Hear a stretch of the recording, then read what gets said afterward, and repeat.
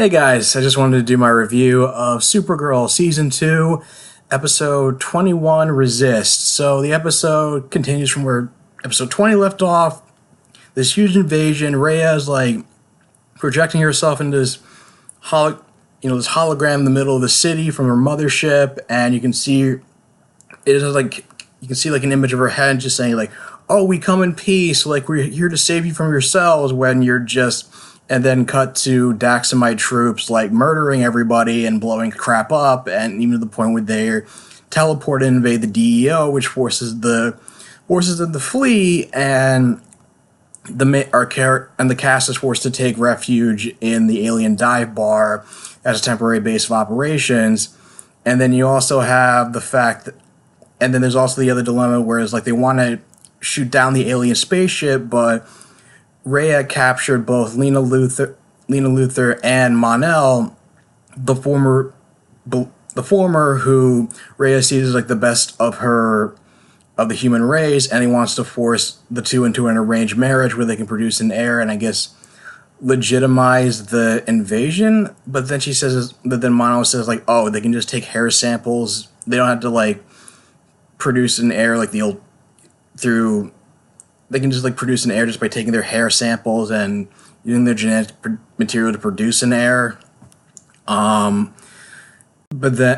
it just kind of feels like, okay, what's the point of the arranged marriage other than they want the actors to give they want to give the actors something to do.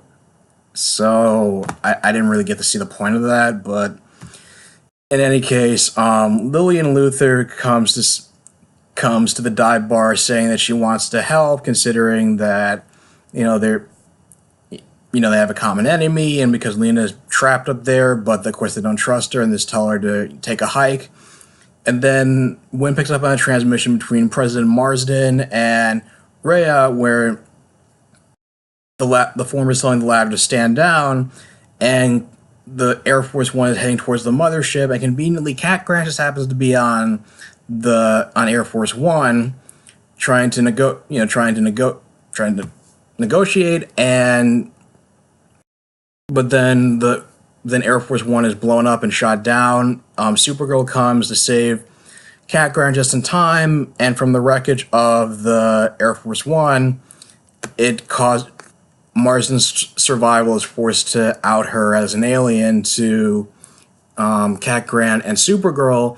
And the funny thing about it is that Calista Flockhart has this look on her face where she just seems more exasperated than surprised about being an alien, about the president being an alien. She just says, "Please tell me you're still a Democrat." And then they both arrive at the dive bar, and then the president explains that she's from the planet Durla, where they're like a race of pacifists who, they were in a similar situation, and because they didn't fight back, her planet became enslaved, and that's why she took refuge on Earth, and she doesn't want the same thing to happen on planet Earth, and that's why she's not only made Alex the active head of the DEO, because Rhea uses a device to put John Jones into a coma, but she also orders her to shoot down the mothership with a positron cannon, but Supergirl is reluctant to go along with it, even though Alex is willing to go along with it, just because just to save the human race. Even though Mon-El and Lena are still trapped up there, and Supergirl doesn't know what to do, and she feels like she can't think of a third option until Cat Grant gives her some advice about how the reason why she left and went to live in a yurt in the Himalayas. She realized that she has this epiphany from being in the yurt and also from working behind the desk at Catco, how much she was deprived of like human connections, and that's what she needed. And I guess she was trying to explain to Supergirl that was her strength, and that it was also motivated her to find a third option and just not give up. So the third option was just going to Lena Luthor and asking for their help to get onto the Daxamite mothership. And it turns out that when Cyborg Superman broke into the Fortress of Solitude back in like a few months ago that he was able to use the technology to repurpose a Phantom Zone projector and use it to and they can use it to teleport themselves onto the Daxamite ship and rescue Mon-El and Lena. And eventually everybody just goes along with the plan. They're reluctant to do anything. I mean, of course, the thing is that Alex decides that she decides that she can't. She imagined what she would do if Maggie was in that situation, and she realized she can't shoot it down, and tells Supergirl that she has a certain amount of time to get in and out of there, and just be quick. And there's also like a couple of moments where Cat Grant decides she wants to provide a distraction and send a transmission by hacking through the mothership and throughout all the communications throughout National City. And she makes this quip to about Cyborg Superman's like, well, I'm not going with a robot, and asks Wynn to come with her. And she seems more upset about her old office being full of like sports paraphernalia since Jimmy took over than the fact that it's basically completely trashed between Marcus from last episode and the Daxamite invasion. And so she sends a transmission saying that humans are stronger than they know, they had to resist and fight back. And that provides a distraction for Cyborg Superman, Supergirl, and Lillian Luthor to beam onto the ship. And because Mon-El and Lena see the same message, they agree to fight back against the guards and also try to find their way out. And everybody reconvenes, and it turns out that Lillian Luthor leaves Supergirl and Mon-El to die and let them be blown up on the positron cannon, and lies to Alex saying everybody got out.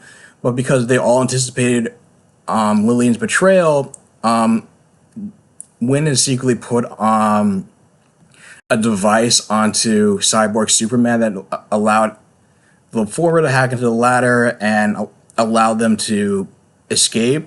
But Supergirl decides to stay on board and try to reason with Rhea and surrender peacefully, and Mon-El just goes off without her.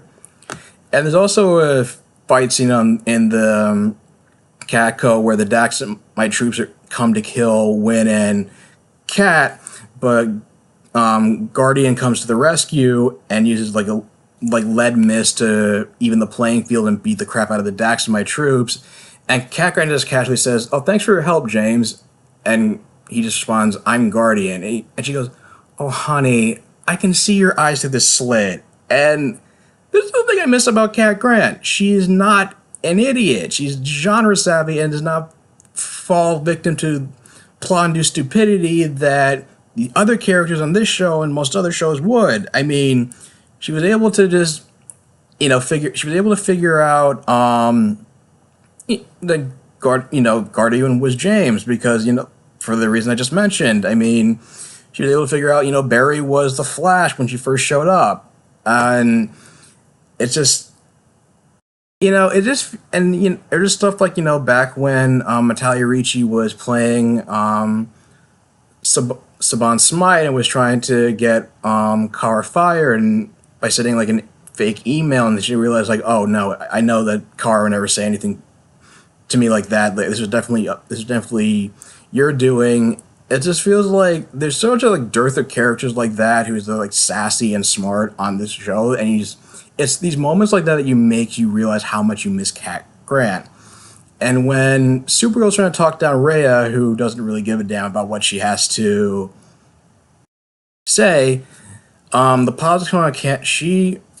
Alex hesitates to use the positron cannon, and then all of a sudden is blown up by heat vision, and then Supergirl's all of a sudden attacked by who turns out to be Superman, who's presumably under some kind of mind control by Rhea. And so it looks like that there's going to be like a brief fight between the two. Based on the previews next week, I don't know how General Zod's going to factor into all of this, but it's great to have Cat Grant back. A lot of action, drama, and I think it was like a really great set.